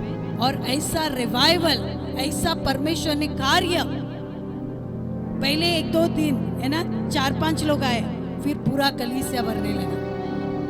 सुबह 5 बजे उन्होंने जाना कि ये परमेश्वर की ओर से था। परमेश्वर किसी से भी बात करता है, और उसने कहा जो उपवास नहीं करता है ना, उपवास को भूल गया है कलीसिया के साथ, वो अपने आप को संसार में खींच रहा है। और दूसरी बात, नींद का बोला, नींद की एक दुष्ट आत्मा आती है जो कलीसिया में सुलाती है। इसके लिए किसी को भी सोने नहीं देना, आपके बाजू में भी किसी को, क्योंकि वो दुष्ट आत्मा उसको सुला रही है, उसको वचन सुनने नहीं दे रही। हम उनके ऊपर नहीं गुस्सा कर रहे, उनके अंदर काम करने वाली दुष्ट आत्मा को। हालेलुया। क्योंकि परमेश्वर नहीं चाहता कि उसका वचन जीवित है, वो सुने। और शैतान क्या करता है? तू मत सुन, तू सो जा। इसके लिए दया नहीं, थकान है। ये थकान की भी दुष्ट आत्मा है। थक गया है, जाने दो बेचारा रात भर का, नहीं, ये भी थकान की दुष्ट आत्मा है। किसी दुष्ट आत्मा से समझौता नहीं करना है, उसको डांटना है। आमीन। प्रभु की स्तुति। मन मंदिर में बसने वाला, मन मंदिर में बसने वाला, यीशु तू है निराला, निराला, यीशु तू है निराला। मन मंदिर में बसने वाला, मन मंदिर में बसने वाला, यीशु तू है निराला, निराला, यीशु तू है निराला। हर विश्वासी प्रेम से आए, खुशी से अपना भेंट चढ़ाए। हर विश्वासी प्रेम से आए, खुशी से अपनी भेंट चढ़ाए। अंधकार दूर हुआ, मन में हुआ उजाला, मन में हुआ उजाला। मन मंदिर में बसने वाला, मन मंदिर में बसने वाला, यीशु तू है निराला, निराला, यीशु तू है निराला। अब हम हाथ उठाएं, हम प्रार्थना करें। पिता इस हफ्ते में जो भी काम करे सफल होने दे, और आपको उपस्थित हमारे साथ बने रहे। जैसा वचन और जो परमेश्वर आपने दिया, हमारे उद्धार को बचाने के लिए प्रभु हम प्रयास करें। अगर कोई उद्धार को पाने के लिए प्रयास करता है, आपके आत्मा इस हफ्ते में काम करेगा और उनको फिर से उद्धार लाओ और आधीनता में लाओ। प्रभु कलीसिया के आधीनता में आने के लिए अनुग्रह दो। जो आधीन नहीं होता है प्रभु, हम विश्वास करते हैं प्रभु जी, तेरे लाठी से ओ प्रभु तू उसको शिक्षा देगा, और तेरे लाठी से प्रभु उसको जीवन को बचाएगा।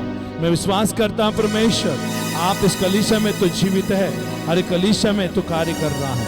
मैं विश्वास करता हूँ प्रभु जी, हमारे जीवनों में आपके हाथ सदा बना रहे।